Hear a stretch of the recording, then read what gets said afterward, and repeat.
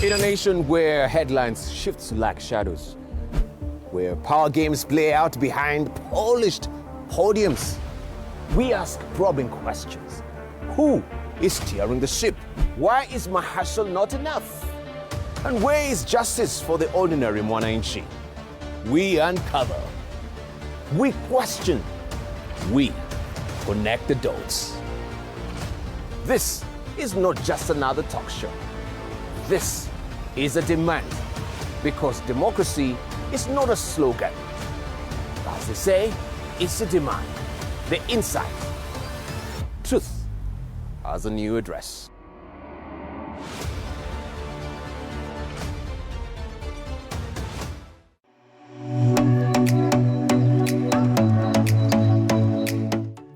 I don't know the word quit.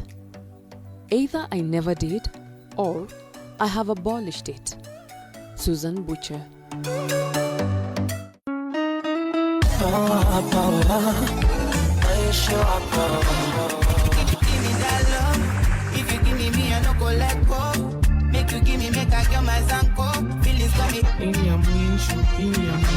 Ranyamina wombo Mona Lisa hatuko kwa misa utadhani kanisa chazana nikatiko kanisa chazana nikatiko kanisa. When he wrong, tell you you's a big dancer. Come show them you's a big dancer. Bend down if you's a big dancer. Waistline cause you's a big dancer. When he wrong, tell you anxiety, keep on trying me.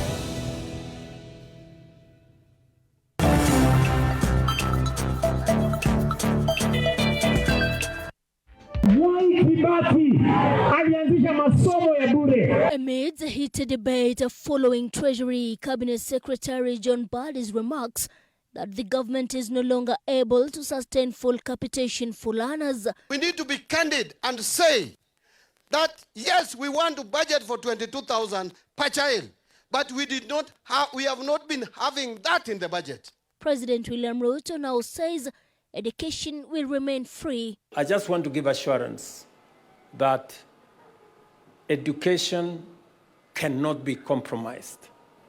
We cannot compromise access. We cannot compromise quality. We cannot compromise affordability.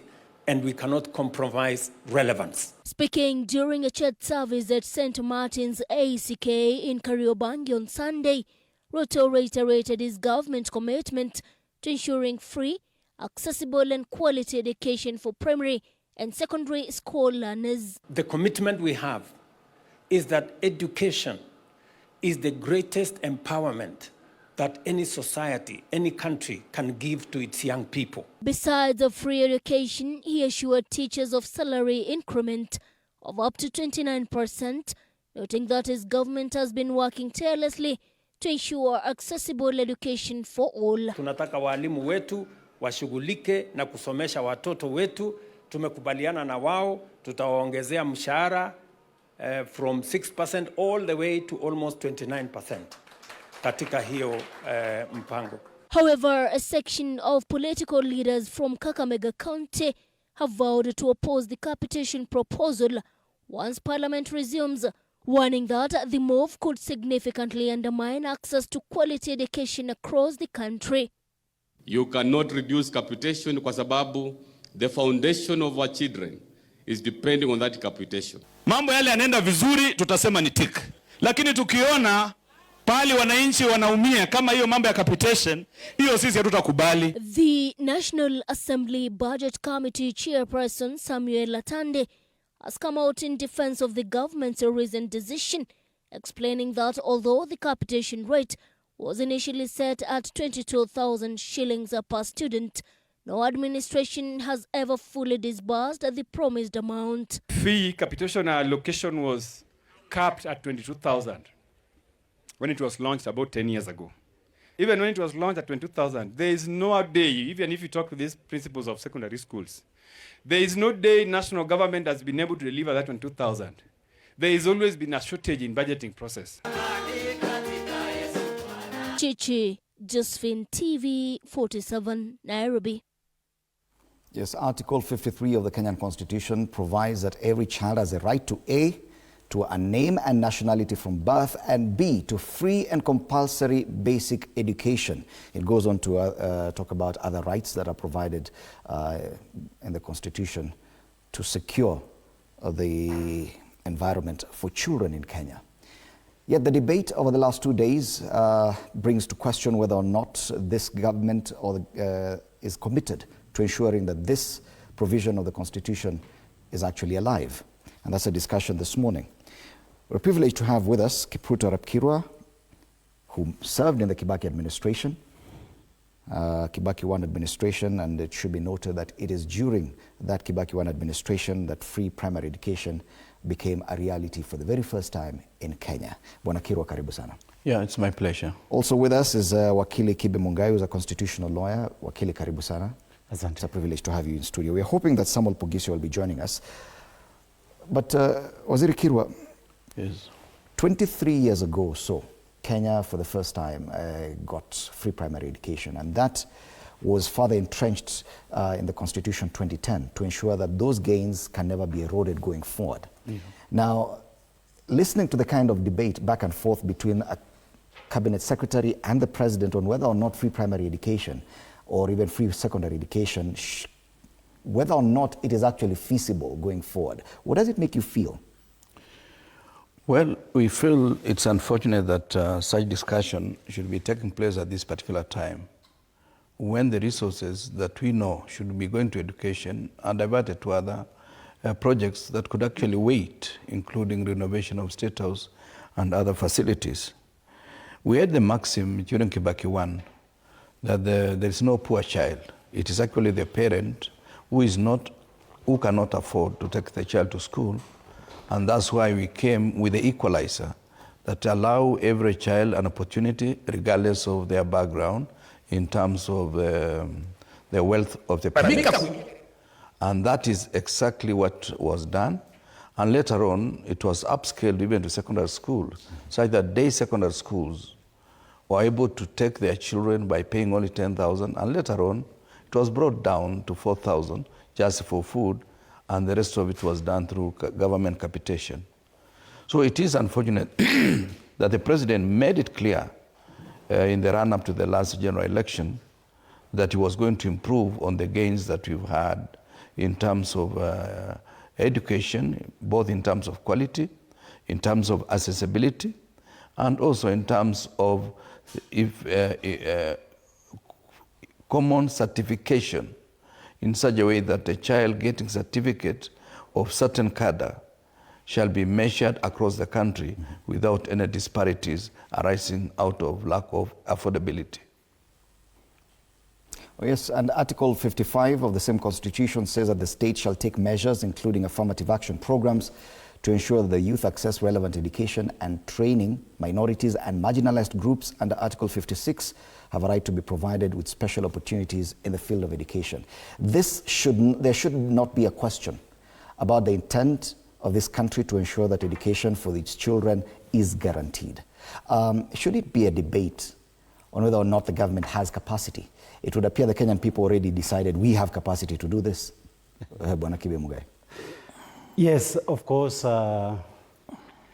when you look at it even from a comparative perspective, the budget in East Africa are read at the same time. Mm-hmm. And we've always seen that the Kenyan budget is actually higher than Uganda, Tanzania, and I believe in Rwanda and Burundi combined.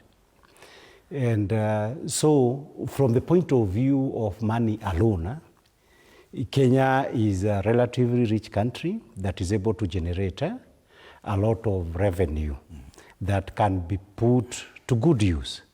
So the questions of whether or not there is money does not arise. And that one is further supported by the fact that if, for example,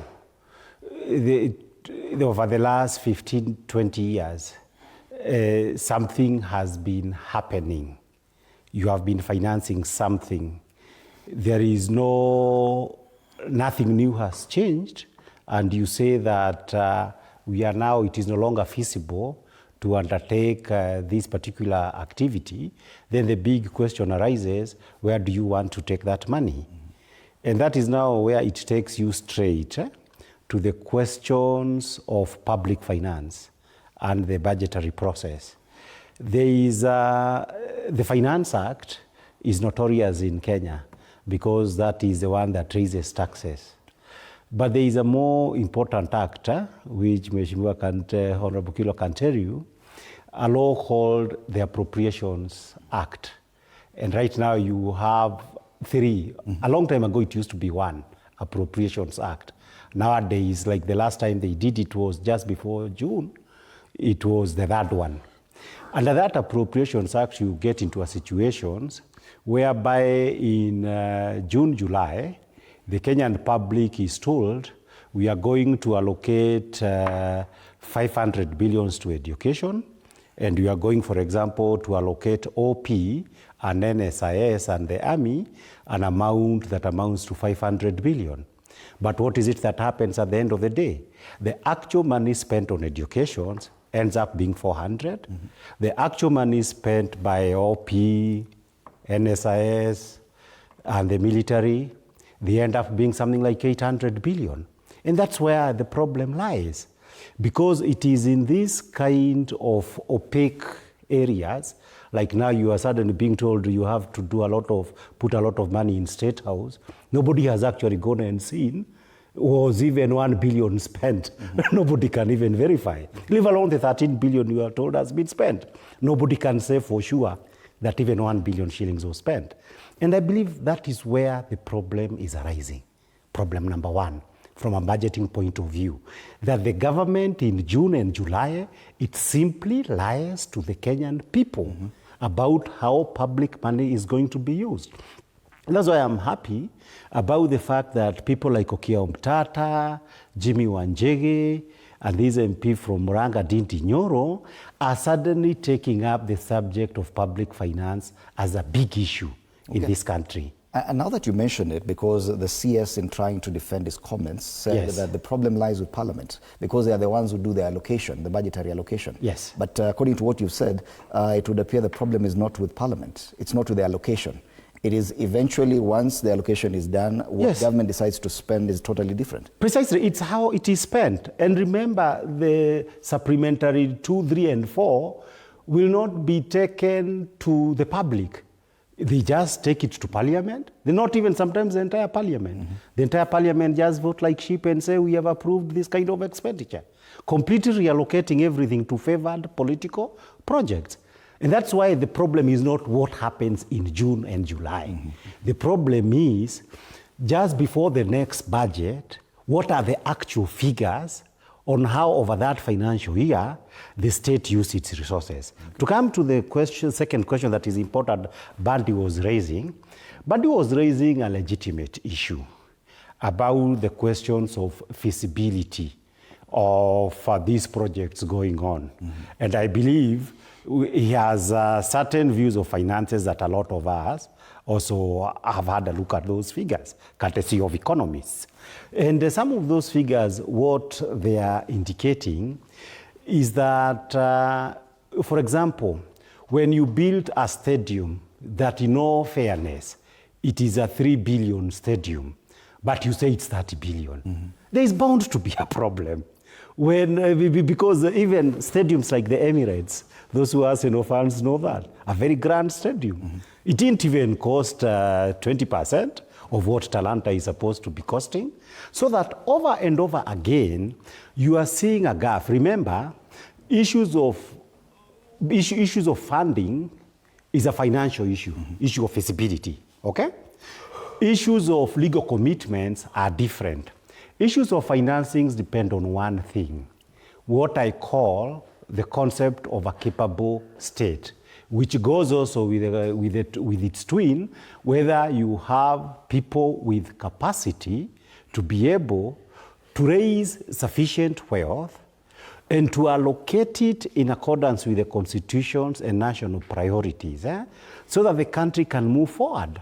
But viewed from that perspective, what you are increasingly seeing in Kenya, no wonder there is a fallout between the government and the World Bank, that is after they fell out with IMF the other day, is this, that you have situations where increasingly the national treasury has been privatized. So that you get into a situation that the money put into the national treasury, as much as possible, new schemes are made, okay? It's like you have brokers sitting somewhere at State House or wherever they sit, and they decide, we are going to finance these 1, 2, 3. If you are going to finance racketeering projects and theft, it will effectively come at the cost of something. Unfortunately, education, health, and critical public expenditures are the one paying the price. Right. Bwana Kirwa, speaking from a point of knowledge, you sat in Kibaki's cabinet. Yes. And there must have been very serious challenges in financing free primary education at that time. Having come from 24 years rule of President Moi, now within days, you've embarked on this new project. Many argue that probably even entrenching this in the constitution is a bit too ambitious, that when you talk about feasibility of free education. Do you feel that probably, because some of the arguments are that the population has ballooned in 22, 23 years, and now probably we have too many children, and that ideal is no longer tenable? Well, I think the mistake is that as the population grows, it should also grow with some commensurate capacity to produce wealth. And that means they will be paying more taxes. But what has happened for the last 3 years, since the current regime took over, is that the companies have been shrinking. And some of them have been relocating their main activities from here to other countries because of certain costs that are inherent in terms of workers being told to pay housing levy, which was initially supposed to be something that you pay with an aspect of benefit at the end of the day. Later on, it has become tax. And many other costs to doing business in East Africa or in Kenya, where some companies are relocating even to Tanzania and even to Uganda. The second issue is the prudent management of resources.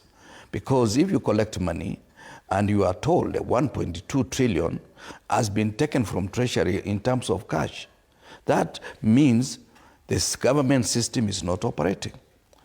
The third issue that we need to know is that Kenya Revenue Authority has been falling on the targets much of the time.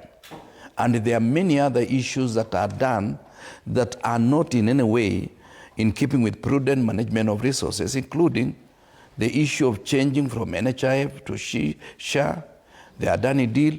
All these are ways of leveraging resources, and therefore it has to create a gap. Now, let us go back to 2003, where Kenyans decided they were going to pay their taxes because they trusted the president of the time. And they paid their taxes, and within 1 or 2 years, our issue of budget had almost doubled in terms of revenue collection and in terms of budgetary provision. And it's within those resources that we were able to do what we did. I remember the third year, we were almost operating on 96% of the budget from collectible income within our own revenue. Today, the government is struggling to raise any revenue. And instead of allowing systems to operate, they are increasing taxation measures without increasing the requisite revenue or commensurate revenue for purposes of funding the program. So it's not about the population. It is not about the manifesto that Kenya Kwanza had. It is about lack of effective management of resources. All right. And in one of the analyses inside the Standard, they talk about President William Ruto's ability or capacity, because they're talking about, let me just use their words so that I'm not misquoted. Talking about critics saying that Ruto is out of his depth as he fumbles the presidency. On this matter of education, and allow me to welcome into to this conversation Samuel Pogisio, who served as Senate Majority Leader in the 12th Parliament, as Senator of West Pokot, earlier before that as MP Kachiliba, and he also served as cabinet minister in the Kibaki II administration. Bwana Pogisio, karibu sana. We're talking about this debate on funding for education. Now that the CS said something, he claims he was misquoted, but it has generated some debate, even prompting the president to come out yesterday and to clarify. But the fact that the president found it fit to reassure or to attempt to reassure the public that free education is still will remain a right that will be protected by his administration. The debate is already out there. What do you think the problem is? Could it be that this administration did not fully understand that what the provisions of the Constitution are and therefore the kind of burden they were taking up? And could this analysis be right, that Ruto and his presidency is out of his depth? No, Fred, it was one of the promises the president made about funding education, funding university education, and all this free education and so on. So it can be the president being out of his depth because it is a given to Kenyans that education should be affordable. All political parties promised that. And now a situation has come to a head. And I think the whole thing's about trust. Again, trust deficit. Whatever they say, for them to be believed is a very difficult situation. So the president has come out, but do we trust it, what he has said? A trust deficit in the sense that one of the things that come out is that they're not clear on who is saying the right thing. The minister, the minister himself, or the CS himself, put himself deep in trouble by saying those words. He may not have meant what he said, because now he's saying he's being misquoted. But because of people can't trust what you say first, it's difficult for people to trust the government at the end of the day. So I do believe that the president might be correct in trying to bring it back, in saying that education is going to be free, assuring parents. But where's the trust? Who's going to trust it? Because you give with one hand and you take with the other. In every situation, you have given with one hand and taken with the other hand. And so making it so difficult for people to trust what you're saying. And so there's confusion out there, and parents are discussing it as we speak. Citizens are discussing it as we speak. Today, everybody's talking about that, saying, what's going to happen to education is going to be for the rich, those who can afford. But the poor, who are from far-flung areas, people who have been used to government subsidy, what's going to happen to them? I do believe that because elections are around the corner, Kenya Kwanza will try and reverse the situation to a place where you tell your people, don't speak about it, okay? If you're going to remove it quietly without speaking about it, so that let Wananchi not start discussing that matter. And so they will start curtailing discussion on that matter. But whether they will actually restore it or not, that's not for sure. That's not a given. Should we fault the CS for speaking out the way he did? Probably he's just expressing his own frustration about the reality that he's facing. I think the CS was actually speaking the reality of the ministry at the moment. But politics is not spoken like that. You see, the situation, the CS should have actually consulted the spin doctors of politics, who would have told him, if you want to say you are lacking money, say it this way. I mean, this is spin, so that you don't have to be direct. So he needs to go back to his master and say, how do we spin this thing out of, so that we can say it correctly. It is politically correct to say, no, we will give you free education and still not do it. That's the politics of the day. So I do wish Mbadi well, because it's created a situation in the country now that if he reverses, we still can't trust him. If he goes ahead, we still can't trust him. He now has to show us that money actually has been sent physically, and let it be confirmed by our head teachers that money, capitation money, has actually reached the schools. Maybe it's a good thing he made the mistake, by the way, because now he'll be forced to confirm that capitation money has gone into schools. Okay. Yeah. But the debate is bigger than that, because even in as far as capitation is concerned for secondary schools, the amounts that have been previously allocated, the 22,000 per child, for years we've not been able to achieve that. Yes. I think it's only 17,000 that's we've been able to do it. But even that is not getting to schools. Yes. Most of the schools will have to close down this week, a bit earlier than normal, because the schools have run out of money. And do you think that this, probably the CS has helped us by bringing this debate to the fore, that probably funding for education is a discussion that we need to have at the national level?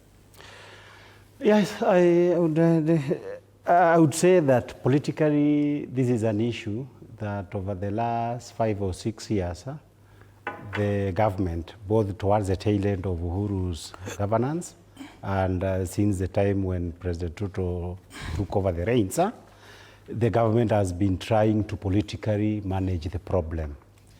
But unfortunately, a problem of money can only be solved by spending money. You can only delay it, but at some stage it would have to jack out. So I don't think that Badi per se spoke without permission. In Kenya Kwanza, BBG, nobody speaks without some direct approval that you are going to make this statement. But of course, it is the kind of situation that politically, you go and make it. If it becomes too hot, I will come and reverse it. So I believe that was a deliberate statement. And why is it deliberate?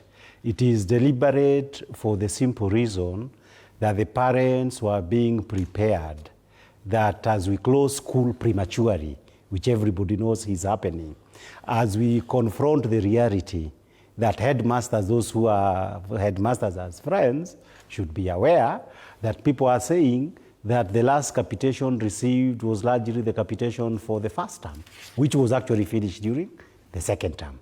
So the country was simply being prepared, the parents to be told, if now the headmasters, because they cannot continue accumulating debts on behalf of schools, and there are nobody anyway who is willing to give debts to schools that apparently you don't know when they will be repaid, so that you can prepare the parents that in September, they'll have to fork out much more money than they are paying. So I don't think there was any miscommunication. The only issue is the government probably did not imagine that free education or subsidized education is an article of faith in Kenya. That if you are president and you are a government worth your salt, that's the minimum you must be able to do. And that is why across the country, everybody, there's an uprising. Because now the common issue would be this, or on what basis should you be president? On what basis are you government? If very minor things like this, you cannot be able to do. Yet you came to do you agree the with office. this analysis? That, this analysis by Kiketi is actually a very brilliant affidavit. It is apparently, in fact, I wish I had read it, when I was explaining the concept of a law, an incapable state. This is what it means. An incapable state is one that is not able to give public goods. You know, things like roads, things like education, good health, public health. You know, if you cannot be able to do that, then you're an incapable government or state. And if, because ultimately government is in the hands of functionaries, if you cannot be able to do certain things, in fact, it introduces to us something that is sometimes impolite to talk about, because like when Mheshimiwa Kiro and Kibaki were there, this is what I can say.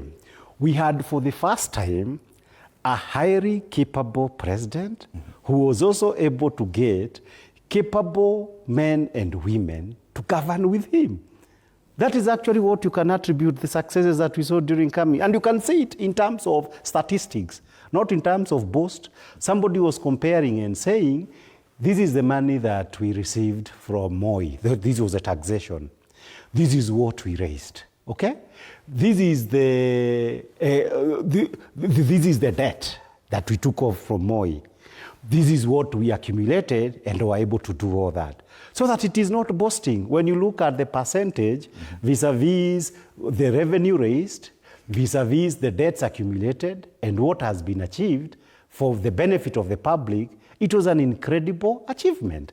And we must attribute it to what it was, that you'd had a highly capable president who was also able, because he did not have personal insecurities, an inferiority complex, to get very capable people around him.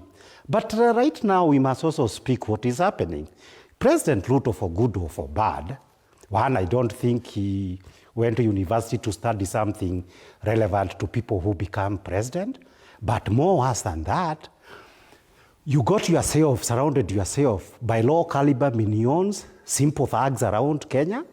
And then after you do that, there is no attempt when you get so many advisors to let them advise how to manage a high population country with serious problem in a competent manner.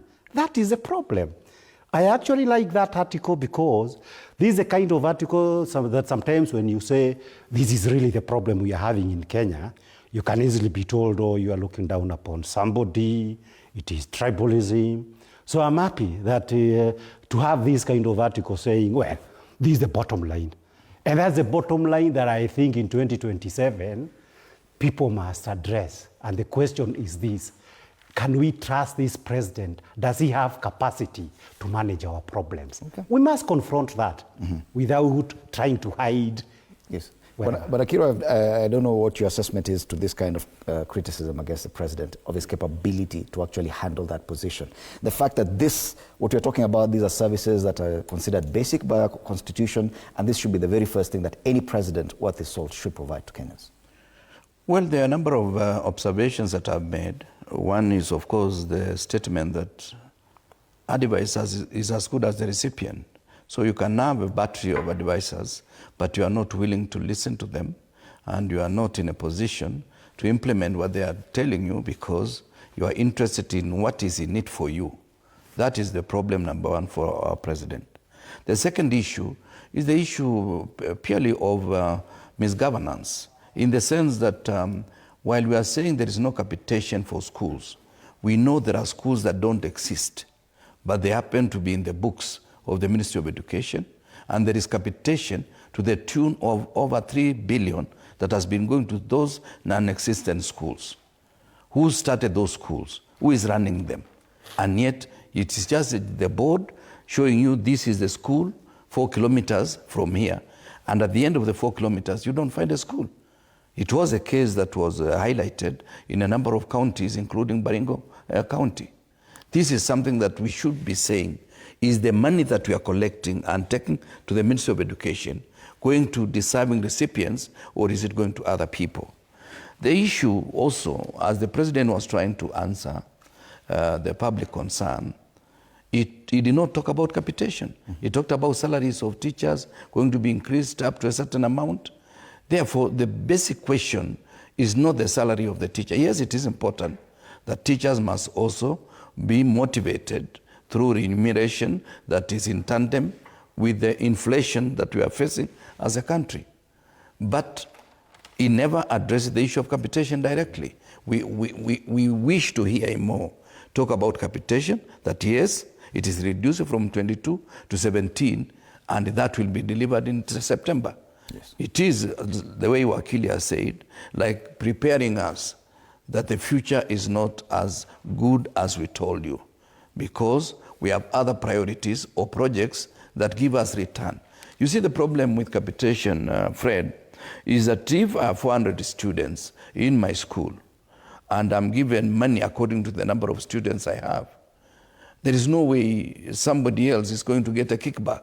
But if there is a project like Talanta Stadium costing so many more dollars compared to the original cost, then there is something that somebody is taking from that place as a kickback.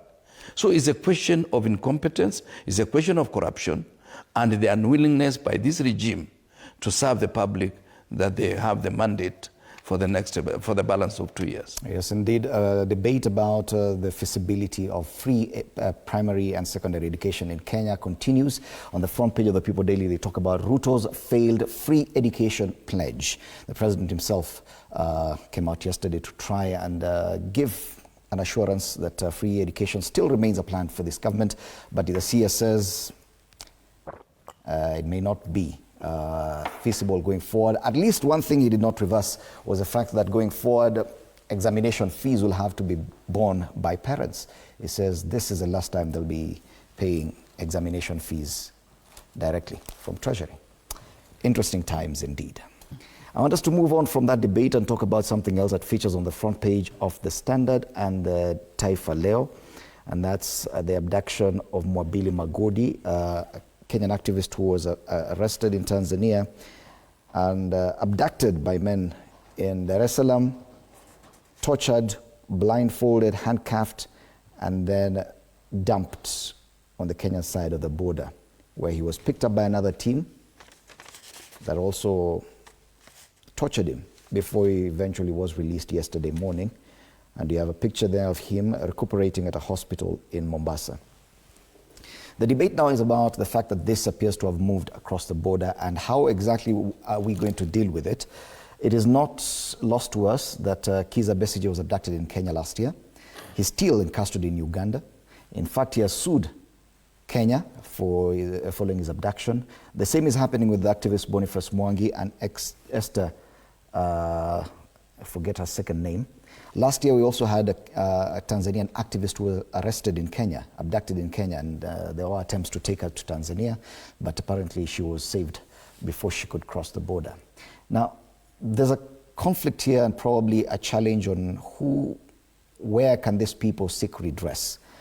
I made to understand Boniface Mwangi and the other lady from Uganda have also sued Kenya, I think before the East Africa Court of Justice, but the effectiveness of that court and whether or not the laws actually align across this region.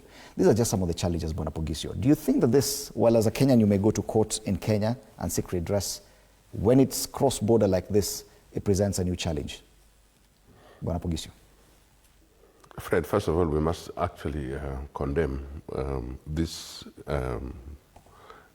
business of kidnappings in East Africa because it's become too much.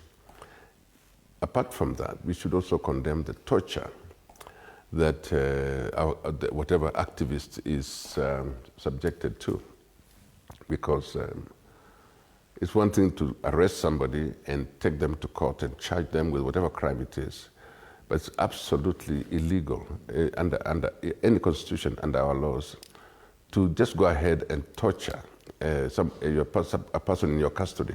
It's very crude, it's very archaic, and we've said before, the people that they're torturing are helpless guys. All they have are ideas, all they have are probably a smartphone, a computer, whatever he's carrying.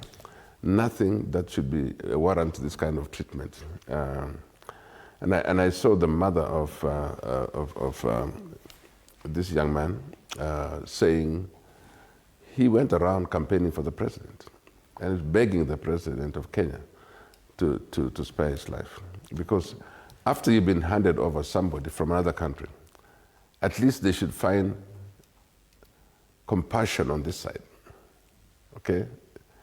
Compassion on when they come to Kenya, because I mean, this is your own citizen. And I don't know what's happening in the situation where East Africa is supposed to be the home for East Africans. The East African Community Treaty allows us for free movement of persons and goods, and we should be heading towards a federation, for goodness sake. And that means that if you're a Kenyan traveling in Tanzania, you should feel as comfortable going there. If you're a Tanzanian coming to Kenya, you should just go about your business and live according to the laws of that country. Now, it is election time in Tanzania. And there's a lot of jitters in Tanzania about elections right now.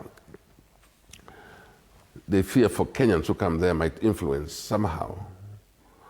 And this kind of thing that looks like Kenyans who go there, activists who go there, are probably trying to campaign for the opposition, and so on. So there's a lot of fear in the ruling party there, thinking that all Kenyans who come there might actually be sympathizers of the opposition. So the first thing they do is suspect you, and then the way the people are being treated there is not very good. Mm-hmm. The intolerance levels in our countries somehow has to be checked, because we're seeing a lot of intolerance to opposition, which in all countries, which means we think once you're in power, nobody should be questioning what you do, what's your power. Nobody should be asking you questions.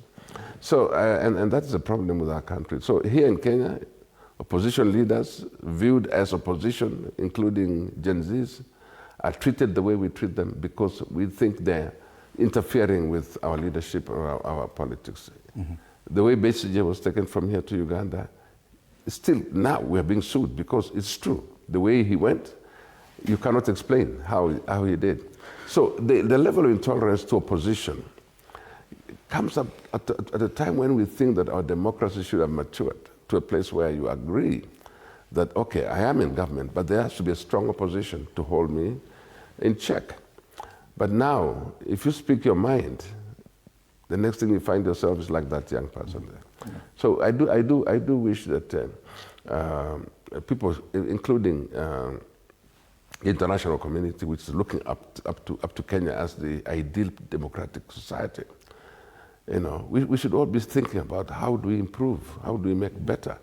So I think here is the government is supposed to come out and tell us, how do you explain this thing of a Kenyan being treated like this? Interestingly, we've not had any statement from the Ministry of Foreign Affairs on this matter, and even the statement they issued about what happened to Boniface Mwangi and Agatha, it left a lot to be desired. And it leaves a question, Wakili, on whether or not there are legal gaps about the rights and freedoms of Kenyans visiting neighboring countries, and do they enjoy the same protection as they do here, or once you cross the border, it means you're vulnerable to these acts. Who will protect me or my rights once they cross the border into Uganda or Tanzania, if the Ministry of Foreign Affairs will not? And when I find that my rights have been trampled upon, where can I seek redress? That's the issue. Yes, so first of all, to start with the rights of citizens wherever you are traveling, there are three regimes of rights. The rights that you have as a Kenyan, which wherever a Kenyan is constitutional rights. The government of Kenya has an obligation to ensure, for example, you cannot be tortured, you cannot be subjected to unfairness, you cannot be turned into a slave. That's a responsibility of the Kenyan government, and that's why you have an embassy and you have a Minister for Foreign Affairs. There is also the issue that in a country like Tanzania, Tanzania also has a duty to ensure that the basic human rights of human beings, because even in Kenya, the Bill of Rights does not apply just to Kenyans. Mm-hmm. It applies to every person who is in the Kenyan territory. They enjoy the Bill of Rights. The Tanzanians, they also have a Bill of Rights.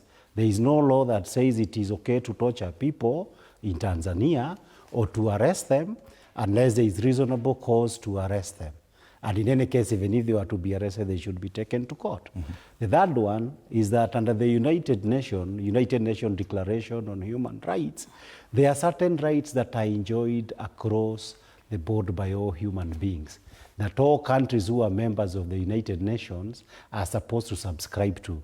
And that is why even these issues, you've seen a Kenyan scholar saying that these issues, the President Ruto, should be stopped from addressing the UN when he goes there in September. It is because human rights are universal and freedoms, and all countries are required to observe them. In fact, a lot of us who study constitutional law and practice it are aware that a lot of provisions in our constitutions about issues to do with education, right to free expression and to picket, they actually are direct words borrowed from the Universal Declaration of Human Rights. Mm-hmm. So all these, and ICCPR, so all these are things that we are aware that is how they take place. But the issue of enforcement of human rights is the important point that you have. For example, in countries like Uganda, you would not have a Kenyan situation where you can get the most senior leader of the opposition held in a military barrack for all this prolonged period. And that is where you saw even low caliber people like we were defending the other day in Kahawa law courts they were released barely 2 weeks or something. But of course, the danger that we have in Kenya is that increasingly we are looking up to Uganda and Somalia to be the model about how which we are going to run our politics and how the state should be operating. Coming to the East African Court of Justice, it has its own limitations in the sense that the courts would be as strong and effective as the government, who are the member states, intend them to be effective. And they were hoping that, probably these are courts for dealing with business issues, things that don't make anybody politically uncomfortable. But fortunately or unfortunately, you are seeing a situation in which now the things about human rights are becoming major issues being taken there. The judges, I believe they will try to do the best that they can. Sometimes you get good caliber judges being taken there. In Kenya, there was an attempt to appoint a lawyer whom nobody seemed to know to be a judge in Tanzania, when previously we've had people of good caliber being taken there by Kenya. I'm happy that was stopped by the courts. So that there is a significant point. Even apart from the East African Court, he has a right to sue in Tanzania and he has a right to sue in Kenya. It is important to notice one thing, that I'm actually learning that he had actually campaigned for President Ruto during the last election. I've seen those kind of people like him, who today feel very seriously let down, and today are the most radical people, saying, you failed us, we believed in you. Then after they try to raise an uncomfortable issue, it is only gaslighting that is the main reaction of the state, to be told like, did you have jobs during Kibaki's time? Did you have it during Uhuru's time? We are living in today's world. And I believe Gitobu Imanyara was raising the question yesterday, that if I belong to Gen X, if during Gen X you could suffer so much with your dictator, there is nothing that says the current generation, the Gen Z, should also take all kinds of rubbish and nonsense from who is their leader. And therefore, these are changing standards. And that is why when you get these kind of issues, the actions for the government to me are regrettable and also bound to fail. Because the way I see it, compared with our time, there seems to be our society is raising more radicals than you can probably torture and subdue. Okay. And I think NSIS, if it has a capable man, just to try and advise the government that you are radicalizing society, the numbers are higher that you can expect us to abduct, torture, and intimidate. Okay. Because sometimes you must look at the feasibility of it, and you must ask yourself, is this the kind of things that you can torture yourself to kumi bila breaks? I don't see you can torture yourself to kumi bila breaks in Kenya. All right. Back to the issue of cross-border abductions. It would appear that the security agencies across the region have realized that it's something that can work for them, that Kenyan police can work with Ugandan police or Tanzanian police on this, because I can see on the front page of the Standard actually says that after Mobili Mogodi was abducted in Tanzania and tortured, he was handed over to another team in Kenya, on the Kenyan side of the border, who did something similar. It is the same thing that we saw that Kizza Besigye was abducted in Kenya and handed over to Ugandan police. Even when it comes to extradition laws, these have to be determined by a court of law on the country that is extraditing someone to the other. The fact that now they're doing this without involving the courts means that there is a level of illegality. Do you think that this has a potential risk going forward, with the security agencies having this cross-border, almost illegal dalliances? You see, my worry is that I do not know the people who abducted the young man in Tanzania. Were they the Tanzanian police, or were they Kenyan police who went across the border, abducted the fellow, then brought him to the border, handed over to another team of policemen or security agencies? Because it is akin to promoting Gunism in East Africa. because anything happening to me now in Uganda or in Tanzania, I will have to look for my own goons to protect myself as I cross the boundary or within even Kenya. And this is something that we should be worried about, because if, like Kizza Besigye, for example, he was arrested in Westlands, Kenya, and that's Nairobi, he should have been taken to a court of law, and the extradition could have been initiated so that it's handed over to lawful authorities in Uganda. That is the only way you can make sure that every citizen of the world is safe wherever he is. But this kind of goonism that somebody is taken by the time they are crossing Bungoma to Busia is when he learns that they are talking the same language as he talks himself, local language, is something that we should not accept. It is something that you should not promote in East Africa, and it's something that is against all international laws and protocol. In fact, we should be ashamed that at this time, this is done by a government that claims it is in power through the ballot.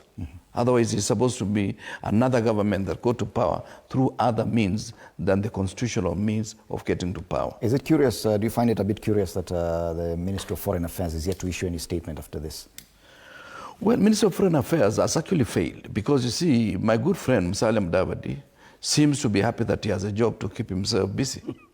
Otherwise, he has failed to be Minister of Foreign Affairs. The little I know about international law, international protocol, and diplomacy, he has failed as a diplomat, because he's supposed to be a diplomat on behalf of the rest of us. Of course, the president is the first diplomat, followed by him.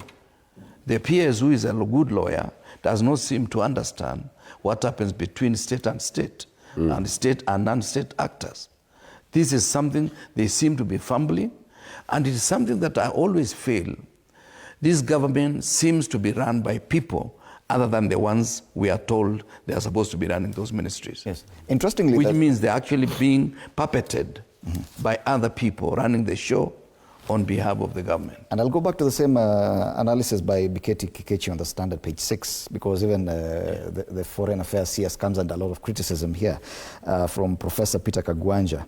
I say we do not even know the meetings to attend in 2023. We failed to attend the BRICS meeting and lost a major friend. We got wrong advice and failed to join a group of countries that have 50% of the world population. He has, while talking about President William Ruto and his government, Professor Peter Kagwanja singled out the Foreign Affairs CS, who's someone who's been in government for the longest. I think he became cabinet minister at the age of 28 or something. And one would wonder, probably he should be one of the most capable cabinet secretaries. You talk about the president surrounding himself with people probably who do not have the capacity. Musalia Mudavadi should definitely not be falling under that category, Bwana Pogisio. What do you think is wrong in this instance? I think that anybody who works today in this government has to be extremely careful how you tread the waters, how you speak, what you say. It looks like everything is funneled to you. So even he knows that for him to keep that high profile position, he has to be extremely careful. And you know, Musalia is a very careful guy. He doesn't want to wade into any water that is uncomfortable. And that's what they say of him from the very days of old. So it would work very well for a government that kind of directs that you do this, you do that. Not where he has to take his stand, because that would mean being controversial. And he's not known to be controversial in any way. So, and you know, the way I feel that he should be the leader of Western Kenya by now. He should be the chief, the main politician, you know, the overall leader leading Western Kenya right now. It should be him. But he has taken a very low position of that. He doesn't want to come out to be the one that, because he's the most senior now, really, as you say. He became minister at a very young age. He's probably a better minister somewhere else than Foreign Affairs. I think that accepting the position of Foreign Affairs, as we know, I think we are unfortunate in Kenya that in our foreign relations, our foreign affairs ministry, we have brought people who are new to the ministry, new to the ideas of foreign affairs, and relegated those who are experienced far away from the ministry. And I think that's what we need now. We need to bring that experience. I mean, because foreign affairs is experienced. It's practice rather than just knowledge. It's practice. And I think that we need to bring back those guys who are very experienced in foreign affairs to come and take charge of the ministry so that we can see what action. You can't have people being tortured across the border and you have not written anything to express yourself. You have not, even our ambassador in Tanzania has not spoken anything. Because if you're not communicating to show that you're protecting your people, when you have a Kenyan passport, that passport is a letter to that country where you're going. It's a note, verbal. You're giving a notice to that country that this is my citizen, please take care of that person. You read your passport, all that information is there.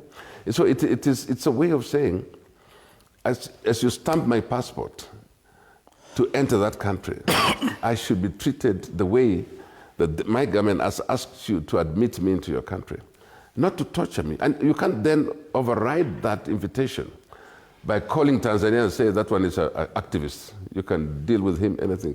And I think that's where we go wrong as a country. I don't know how many times I have to say this, that one of the main pillars of trust, as I've said, is compassion. If a country, if a leadership does not have compassion on its people, you're going to lose all the trust. One of the other pillars is clarity. We just dealt with that issue. We can't trust you because you're not clear enough. But so what is the position of Kenya vis-a-vis the people who get tortured across? What is our policy? What's the government saying? Has the government said anything about their policy about people being tortured, arrested and tortured? Because it's assumed by all laws of any country that a citizen of another country has entered your country, is going to live according to your laws. So that if he has done anything bad, arrest him. And that's what Tanzania should have done with this young man. Arrest him, take him to court, and charge him. But this is completely outside of any kind of law. Right. Yeah. Taifa leo nasema utekaji wavuka border. It's now a cross-border issue with Tanzania, Uganda, and Kenya, especially the security agencies across those three nations appearing to be complicit in as far as these abductions are concerned, and they could be working together, and that raises some challenges, what we've been discussing here with my panelists. I want us to talk about some politics now, and a lot of it, especially about ODM, Raila Odinga, and his position in the broad-based government. Is it possible just to say something about the... Oh yes, okay, definitely. Yes. I think about the value of our passport.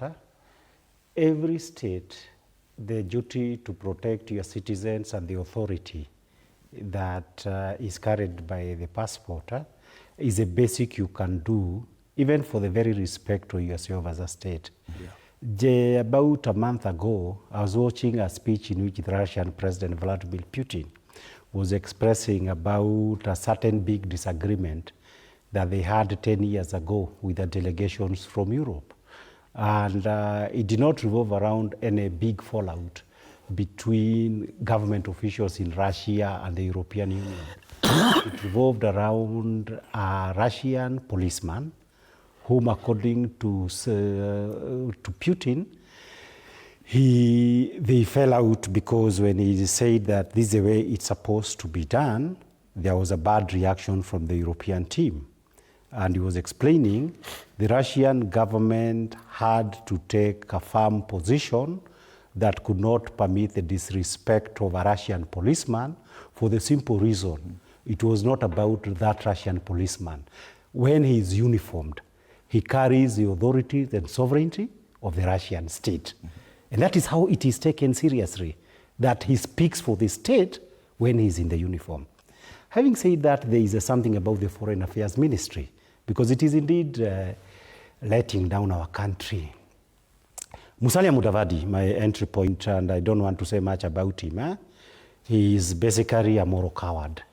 And there is nothing wrong as to be a moral coward.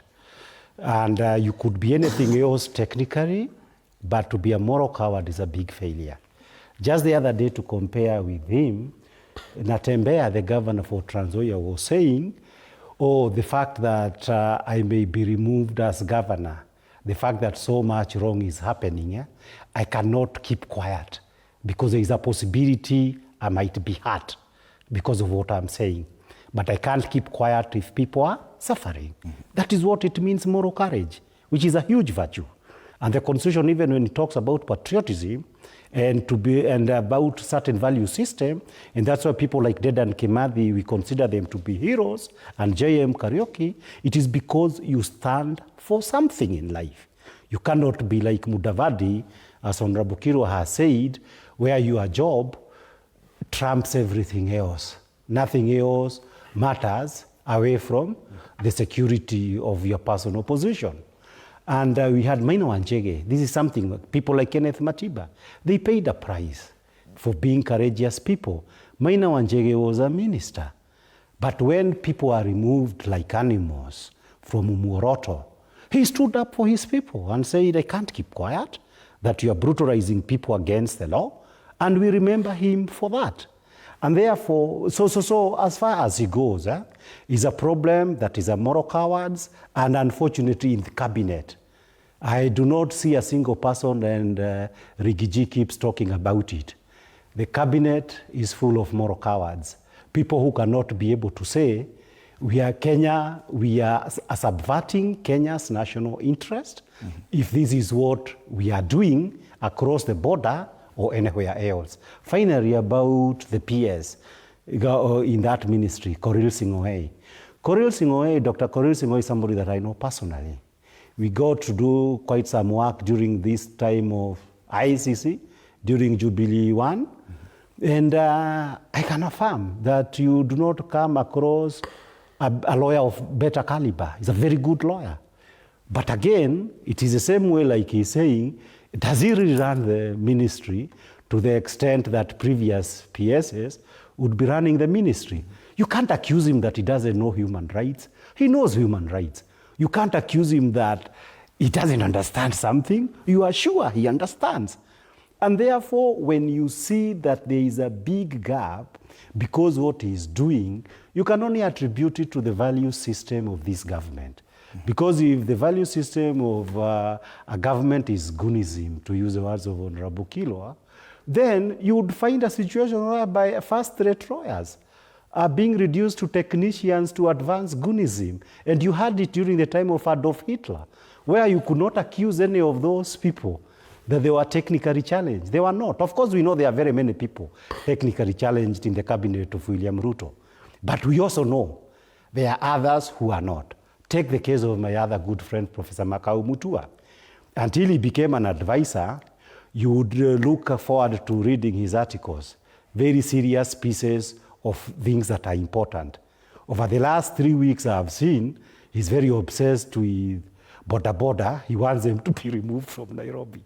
And you can see how, in fact, there's a point we say, Kibaki achieved much because you leveraged on the better selves of Anyang' Nyong'o. They have said it separately, Mukisa Kitui, people like Arap Kirwa. But if you leveraged on the bad instincts of somebody, that the only way I can serve BBG government, if a person is to be today's Kaluma. Kaluma that we see today is not the true Kaluma also that we know from years ago, but it seems that to be of any service in the Ruto administration, some organ in you needs to come out to fit. It is regrettable. And I think that is the biggest challenge we are facing. Yes, indeed. The Ministry of Foreign Affairs has come under a lot of criticism for its lack of action or even comment on this issue of abductions across the border. Utekaji nyara wavuka border, utekaji wavuka border on this issue of Mwabili Mwagodi. And on the front page of Taifa Leo, they have the other people who've fallen victim of this. It's the same story on the front page of the Standard, 4-day ordeal, specifically talking about Mwabili Mwagodi. But at least he's recuperating in hospital after his abduction in Dar es Salaam. Let's now focus on some politics and a lot of discussion around Raila Odinga, ODM party going forward, Edwin Sifuna, the Secretary General. But for us to talk about that story, let's pick it from what the former Deputy President Rigathi Gachagua said about Raila Odinga while still on his tour of the US. Gachagua accusing Raila of betrayal. Speaking during a community public rally in Baltimore, Maryland as part of his U.S. tour, Gachagua stated that Ruto personally confided in him about a plan to drawing ODM leader Raila Odinga into a political alliance, only to later undermine him. Ile kitu hiyo Kasongo ataonesha wewe. Uliza mimi. The guy is pretending to be nice to you, but utakuja kuniambia. When he brought Raila, nikamuuliza huyu mzee umemuleta, asema bana, we are just managing this mzee, tumtafutie kitu kidogo ya kukula nyamaze. According to Gachagua, the president's strategy involves ensuring the NADCO report never sees the light of day. Gachagua claims Ruto has instructed allies in parliament to stall its implementation until after the 2027 elections, rendering the document politically irrelevant. I want to tell you, Raila Odinga, William Ruto told me that NADCO report will go nowhere. He's just conning you. And he has told Ichung'wa and company in parliament to delay it until the next election. So you are there waiting for Ruto to implement the NADCO report. There is nothing, he will not do it.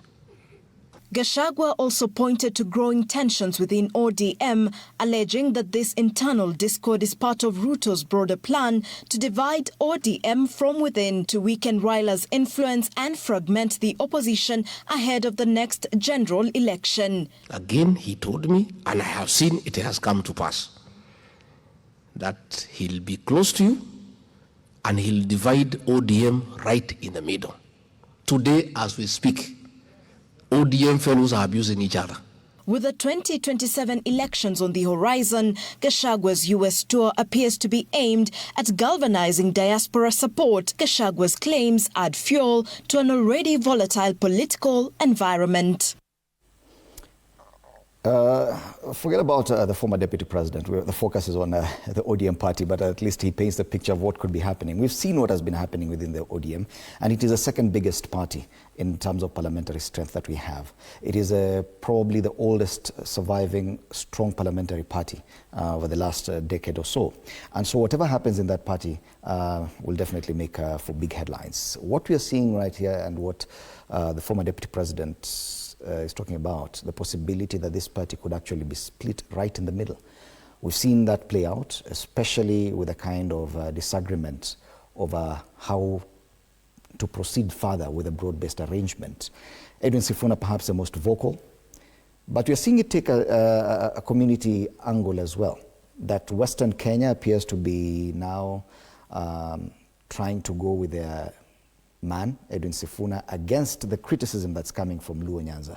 And in effect, probably what the former deputy president is saying is right about ODM Bona Kirwa, that yes, there's a huge risk, a real one, that ODM party could be split right in the middle.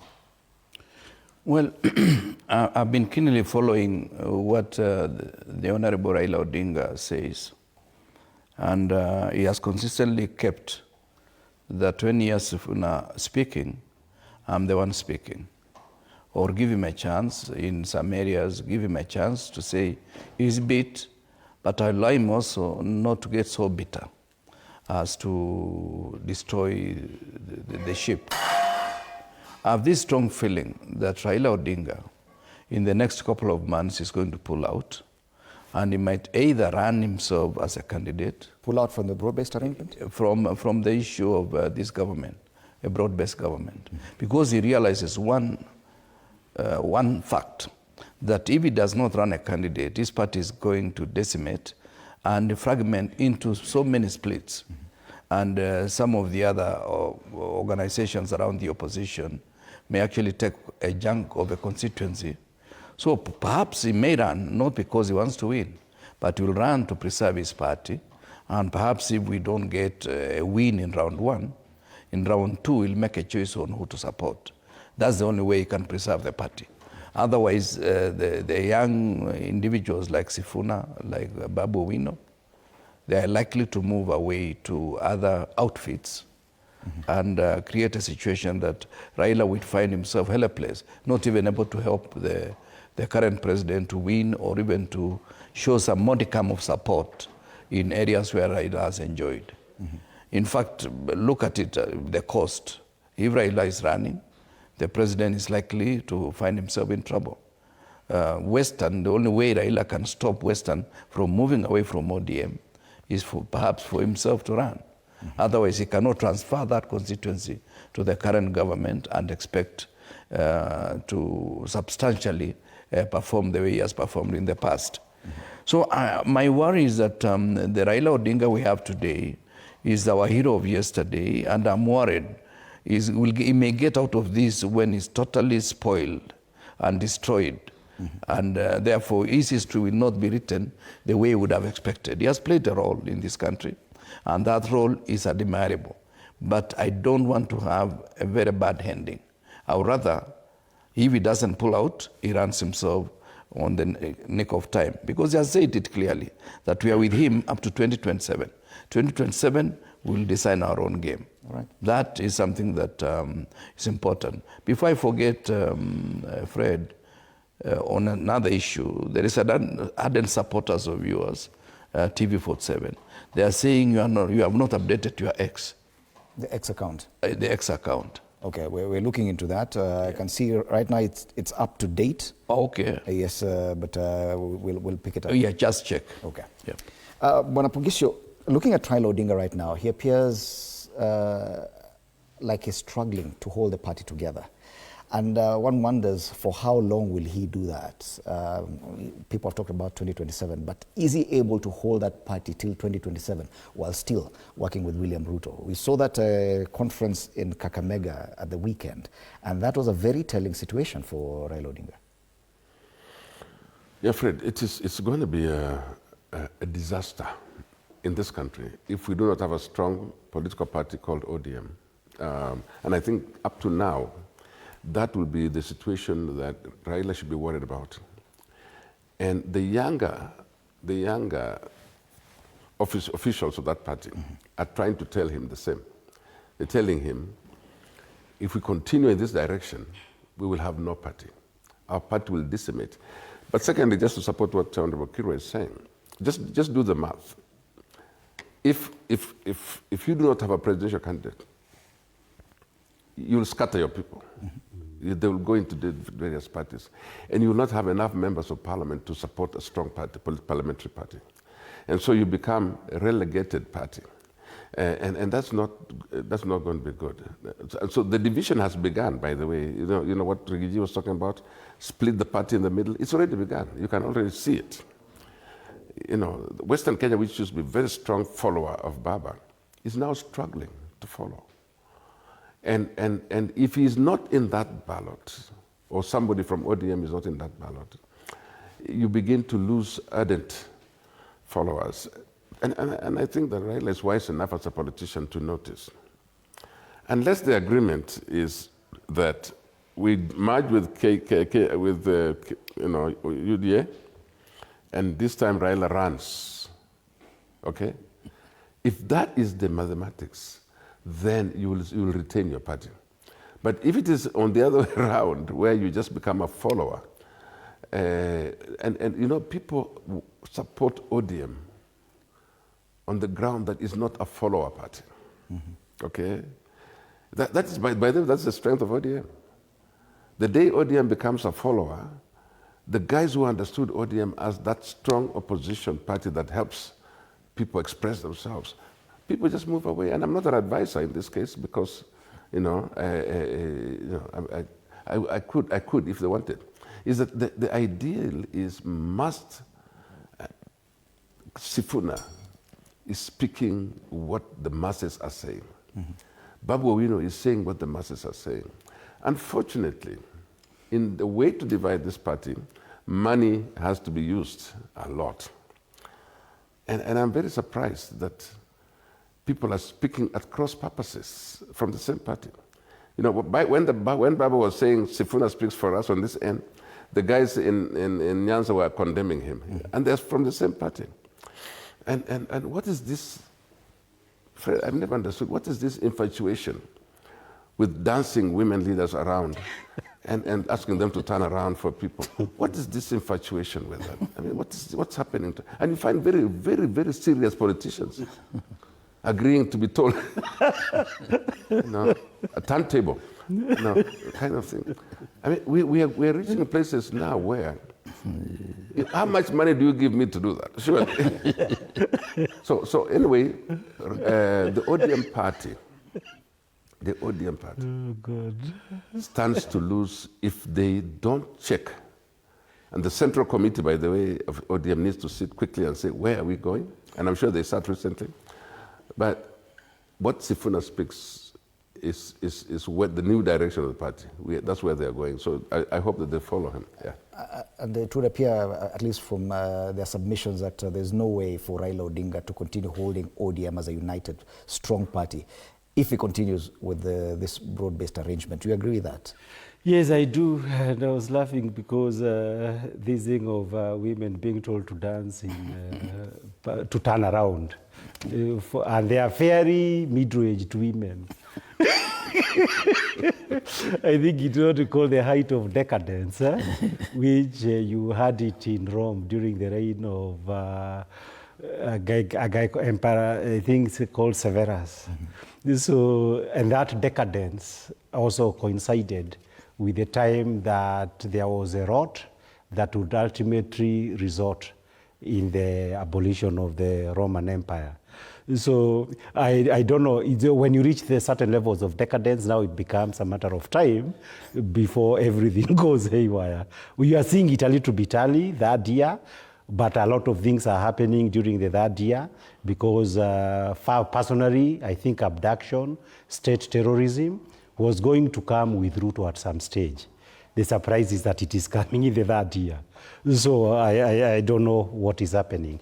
But to come to the issues that was raised, I speak about Raila Odinga with a heavy heart for the simple reason, I remember in 1997-98, when as young people either in university or people about to become lawyers, we would go for these rallies for reforms at Uhuru Park. The main leader who always used to be there was Raila Odinga. So Raila Odinga was our hero. And it was dangerous to go to Uhuru Park during that time, those who can be able to remember. And then go around town chanting that no reforms, no elections. Ultimately, we got a new constitution. He made a huge contribution. And that is why, looking back, in 2022, when he vied, it is unfortunate that he was unable to win. It also happened that soon thereafter we started NADCO. NADCO, I remember we went there, made presentations, there was a NADCO report. Today's government, broad-based government, came at the expense of NADCO, where Raila betrayed the other people in Azimio, who included myself, in order to make a separate arrangement with William Ruto. Number two, the Gen Z view him also as a traitor for the simple reason that when they were about to achieve something, he gave a seriously weakened regime oxygen. And today, he's the oxygen that makes Kenya Kwanza continue to kick.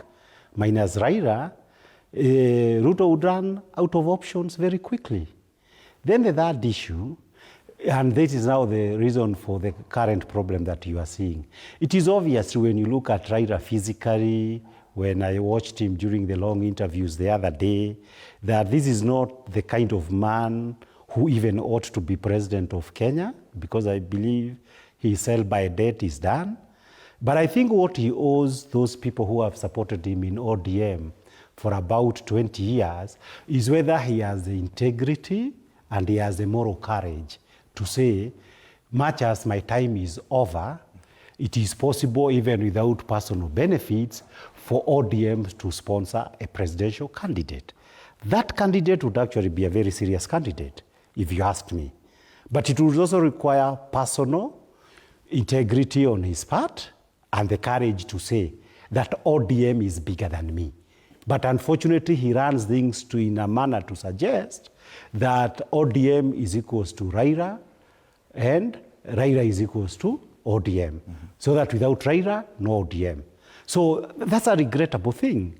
It means that the largest and longest time party we have had really has not been built into institutions that might survive Raila. You see, when you get to the age of 75 and up there, it is normal for us to see that you could die, because that is ordinarily the time that men die. Men actually don't even get to 70. So, and that is where you must have take serious preparations. That will ODM survive your death, for example. It is an important conversation that must be there. But now speaking on the final issue of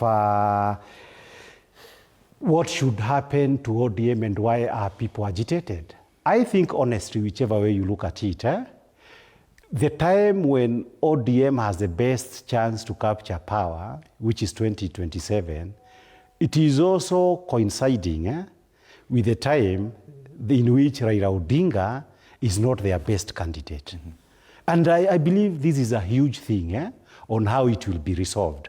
Of course, it is possible. Under the BBG arrangements, you can get a situations whereby the government of President William Ruto can be able to make about 200 to 500 political persons in Luo Nyanza and elsewhere who support Raila Odinga comfortable. But that should not be interpreted to mean that he enjoys support on the ground, because that one is not there. Because when you see people coming out and people who are speaking out about the problems affecting Kenya, is an across the country thing. So that the big question becomes, is ODM still going to be relevant in solving the contemporary problems facing Kenyans? Or is ODM going to take the easy options and saying, we are too tired now, let us eat matumbo and let us eat hooves. And let's be satisfied with that. I think that's a big question. The young people are saying, no, we have gone too far to turn back. And I believe that's also legitimate. It's also the same thing that you would say. We can also say, well, we've done enough. People are loved a dictator. Continue, and we cease to say we shall not do anything else. But that's not a good choice for Kenya. All right.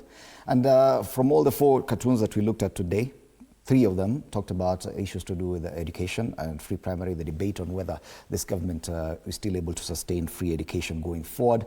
One of the cartoons, and that's the one of the Star, talked about what's happening in ODM, meaning it's a big discussion going forward. Yes, let him speak. Edwin Sifuna, the Secretary General of that party, being portrayed there as a puppet of the party leader, with very many fingers pointing at him from the other side.